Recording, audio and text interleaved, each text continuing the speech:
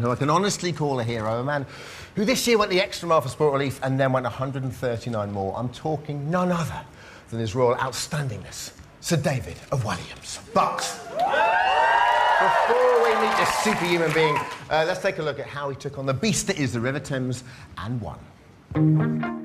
I chose the Thames because I thought it would be an amazing challenge.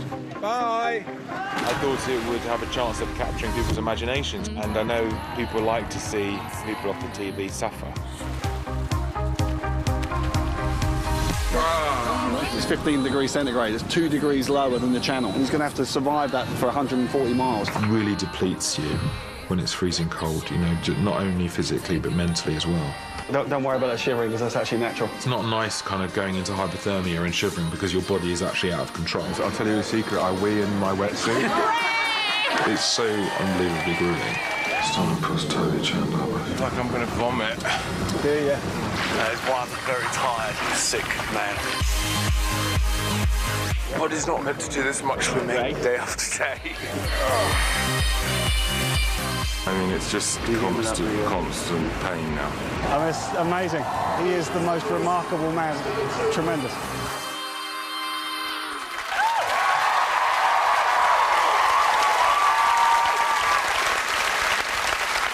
There's only 2 words for him, and that's phenomenal. Ladies and gentlemen, we give you Sport Relief's very own Super Merman, David Walliams!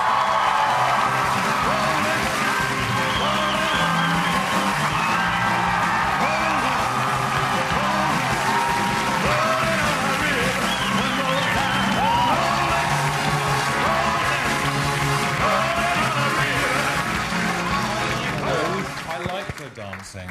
We all like to dance. We liked it a bit too much. That was the trouble. My kids would hate it. David, the equivalent of 7 English channels. What were you thinking? Thinking as I was doing it? Well, what were you thinking? Why did I think to do it? Well, both. I thought it would not be as hard as it was. Because I thought, oh, it's me flowing towards London. All I need to do is just sort of lie there and it'll take me. But it wasn't like that. Take me there. And I just thought mainly about food. And let's talk about that, because you got Thames tummy so early on. Did you think, actually, this might take me out of this swim I was altogether? hoping it was. No, but seriously, I know what you're like. On me no, I know what you're like. You don't want to not finish something when you started. I know. You were and seriously especially ill. when everyone's watching you do it, you know. So I was seriously ill. I thought I was going to have a day out. You know, a day out of the water, not a day out, you know, to Chessington World Adventures or something. But actually, I was, you know, the trainer, Professor Greg White, who is a nice man, but can be sadistic, and he made me go back in the water, so I just got on with it. Because I thought, oh, well, at least I'm a bit nearer the finish line. What was incredible was the support you got from the public, and I know that's a cliched thing to say, but it is so true. Well, I went right through, you know, a lot of the country. And so anyone who lived near the Thames could come out and cheer and wave. And it was great. And it really did spur me on, because basically I am a show-off. And so if there's people watching me, I will perform, you know, much like you just a carried monkey. on, didn't you? You just went into the sea. I would have carried on. I'll be still swimming now if people were there. It was the most amazing feat, and we're going to announce the total that you have raised. So remember, it does include some of the money from BT that we talked about earlier. Very generous. The grand total that David has raised is now... Wow.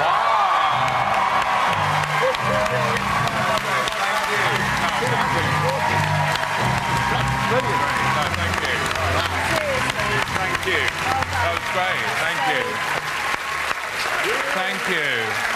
Thank you. Listen, please, can somebody knight this man, please? He's a true hero. I'm holding out for a Dame Hood. Sounds Dame so David, good. that works. So good.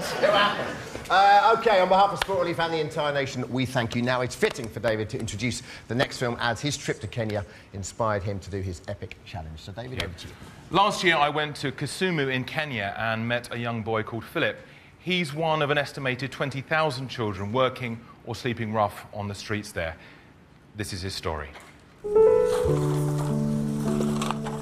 This is Philip. He's just 12 years old, and in his short life, he's had more than his fair share of suffering. When I lived with my parents, we were staying happy all the time.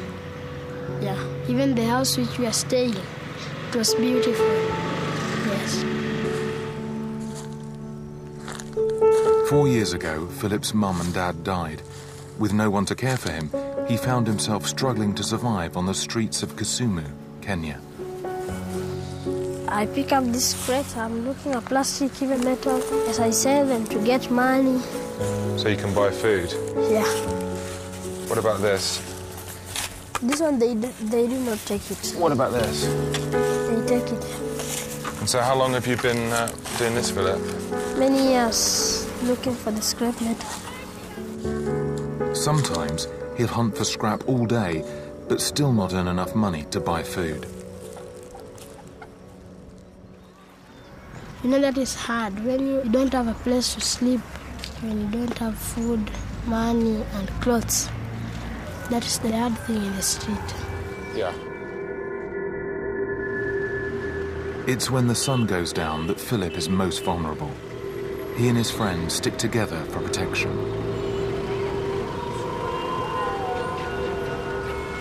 This is where you sleep? Here, down here. So we put the boxes down here. I mean, this is in the middle of two really, really busy, noisy roads. Yeah. I mean, it's unimaginable that any child has to sleep like this. Make no mistake, life here is really hard. It's a life full of danger, sometimes even from other children. The older boys sometimes come in the night. Yeah, they come here during the night and they start doing love with us. Start doing love. Have you been sexually assaulted? No. You have. Only this boy and this one. He has been. They're just little boys. They're little boys who should be in bunk beds and playing with toys and someone reading them a bedtime story.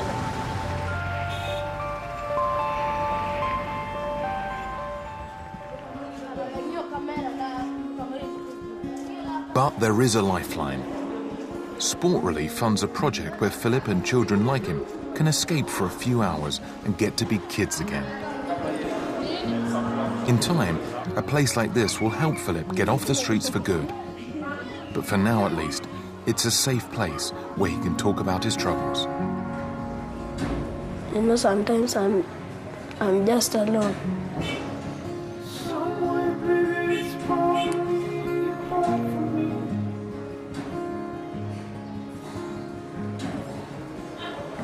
It's okay to be sad. It's been a real privilege to meet you. Thanks. You're an amazing little boy.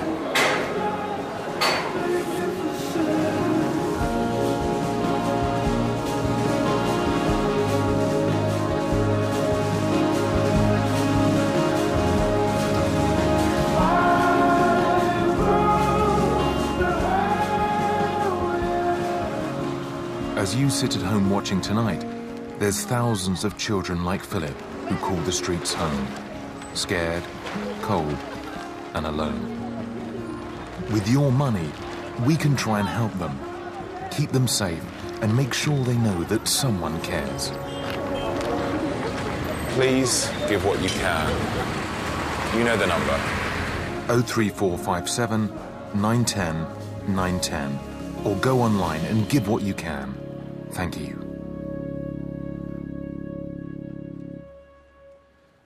Meeting Philip has changed me forever, and tonight we've got to change things.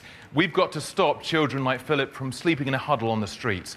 That drop-in centre, which gives children somewhere safe to eat, play and sleep, costs just £30 a day to run, 30 quid, and hundreds of children get a break from that dreadful life on the street. 50 quid will feed 100 Philips for a week. Please, give what you can. I've seen for myself what a huge difference your money makes. Please call 03457 910 910. There's somebody else that would like to say a little thank you to you. Oh. Have a look. Hi, David. I would just like to thank you for everything that you have done in my life. Here is the book that you sent for me. I come with it on school. I like the pictures where you are swimming.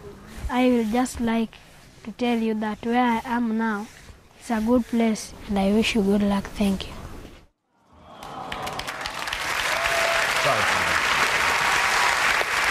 Mr. Walliams, we and the entire audience here salute you. Thank you, David. Thanks so much, really appreciate it. But this is not goodbye to David. It's more like ta-ta for now, because he'll be back composing himself later on when he'll be here for more fun with Miranda Hart and take the Sport Relief party into the night. You know, anything could happen, because I actually saw the rehearsals, and it does. Yikes. And if you can't wait for your fix of Miranda, do not worry, she's here right now doing what she does best, getting into a spot of bother with Penny and Stevie. This is Miranda, what I like to call the Albert Hall. It is the Albert Hall.